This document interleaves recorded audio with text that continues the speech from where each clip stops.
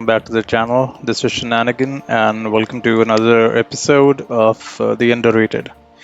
Today, we are going to talk about one of the mutant underrated gems, Storm Pyramid X, and why she is actually much better than what you would possibly think, even without a horseman.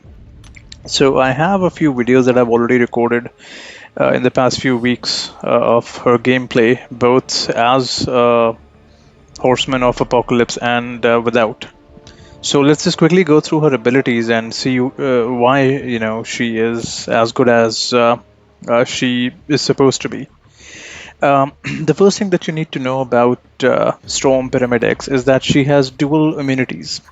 She is immune to both cold snap and shock, although not at the same time.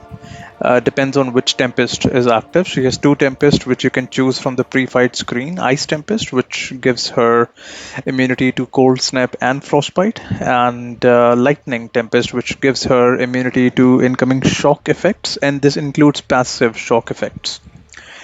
Uh, by default, Ice Tempest is active, so you can actually use her in nodes like energy adoption, because even if you actually initiate an immunity to one of the debuffs, she has enough energy resistance to gain or rather get less damage from the other debuff. All of her abilities, or rather all of her attacks, are energy based, so that is one of the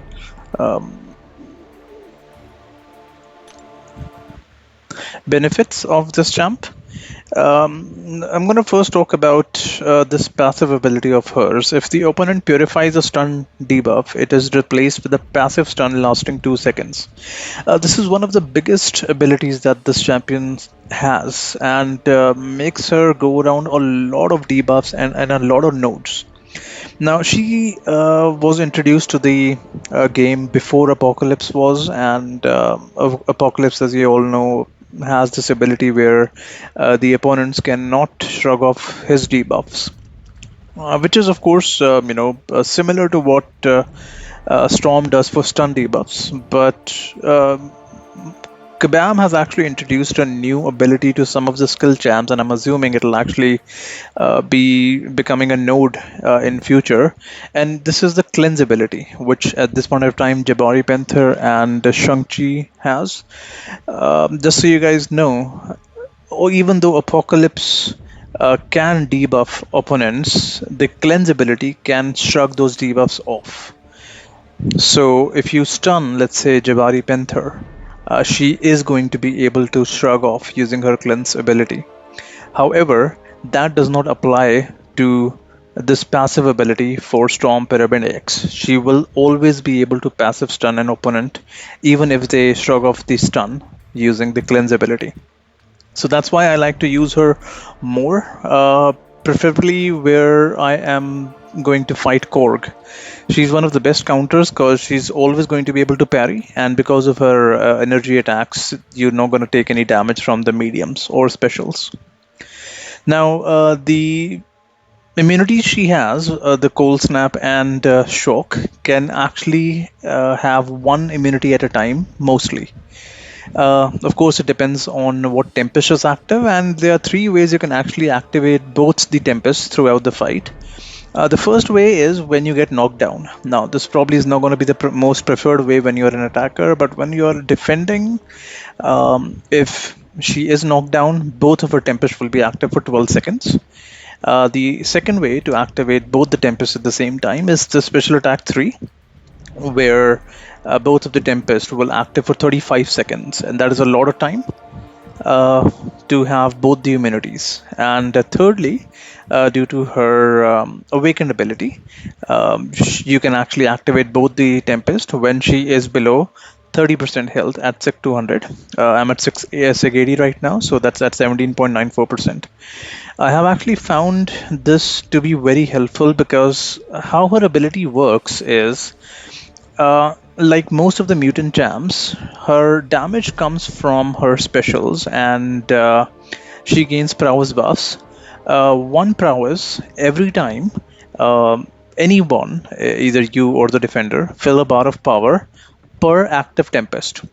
So if you fill up out of power, you have one active Tempest, you will get one prowess. And if you have both the Tempest active, then you're going to get two prowess. Each prowess increases the special attack damage by 40%. And if she has 6 prowess effects, then the special attack is going to be unblockable. And this is a passive unblockable, so this debuff, I mean, it's not a buff, it's a passive buff. One of the other abilities that she has is that when you charge a heavy attack, you gain a dormant prowess. Launching the special attack while charging the heavy converts the dormant into a passive, increasing the attack damage by up to 100%. This is one ability that I do not use, although it is helpful. Mostly at the time when you have 6 prowess buffs on you, you can just dash back, hold heavy, and right before the opponent actually dashes at you, you can release or rather just throw a special. But I don't like to use it, and the videos that I have will actually show you how. Now, the drawback of this champion is that she has low critical rating. So even though if you have, let's say, 6 prowess buffs, you have approximately 240% attack on that special, it is less likely to crit. And that is mostly what the problem is. But if you see her block proficiency is much higher than you would see on any female champ or a small champ. So that does go in her favor. Now let's talk about what happens when either one of the Tempest is active. And I'm not going to actually take a lot of time explaining these, just the fact that when you go into a fight with the Ice Tempest active, you will have the ability to glance the attacks. But if you have that Tempest active, only throw the special one. While the Ice Tempest is active, special one is actually going to passively slow down the opponent during the special attack and add a passive cold snap as well. And each hit of this special, I think it has 4 hits, triggers one more prowess buff, increasing the special attack damage by 10%. And if you have the Lightning Tempest active, then I would throw a special too, because that actually does shock damage to the opponent. It increases by up to 90%, and it also reduces the defensive power rate as well. Now, just one more thing. Once she has the Lightning Tempest active, you are going to be able to stun the opponent as well based on how many prowesses you have. Let me see where it is written.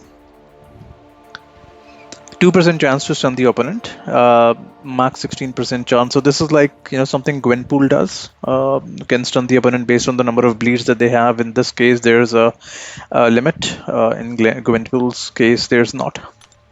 So this is the reason why I actually like her, and I use her mostly in Alliance Quest when I have when I need to deal with the physical resist node in the second part of map 7, where there's a Korg, and then I think there's a Ghost Rider and Ultron. So for that Korg, I only use her. And one of the other things is, in back issues, there was a recent chapter that has Daredevil on it.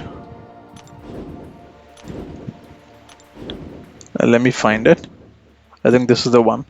So this chapter has a path on the left side which has masochism. And when this was introduced, I actually did not have Apocalypse. So the path was great with Storm Pyramid X. Just the boss was actually not, and if we had Storm at that point of time, if I had Apocalypse at that point of time, I would have actually made her a Horseman, so she would be immune to bleed. She will always be able to parry Daredevil, and it'll be a good fight. The only thing that the Apocalypse synergy does for her is, first of all, he gives her additional 30% ability accuracy, which is great, but while she's the Horseman, she gains plus 30% critical rating as well. So at 16% plus 30%, which means that she's gonna crit like half the time, and that's actually about it. So let's just go ahead and do a couple of fights with Storm without the Horseman. ability. I think this was the path. Yeah, this is the path. Masochism and Power Shield. I just restarted the game because I wanted to add Apocalypse on the path and Cable. And though I'm not going to make her a Horseman yet, but I just wanted to show how her Lightning Tempest works. So this path has Power Shield and Masochism. So the opponent is going to shrug off the debuffs, but are going to be passively stunned.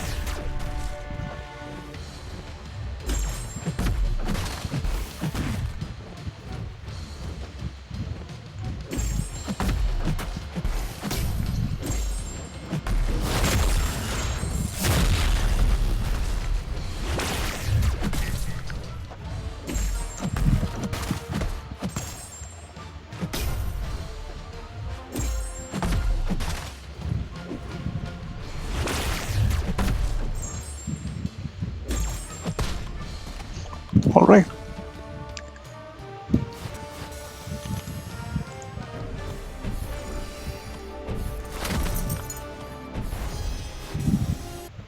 Alright, so that was just one fight, just to show her passive stun ability and prowess ability as well. I have a few more fights that I have already lined up after this, so I'm gonna just go ahead and add those right after the video. And well, thank you for watching. Thank you for your time. Enjoy the next fights, and please subscribe and like the video. Have an excellent day. Goodbye.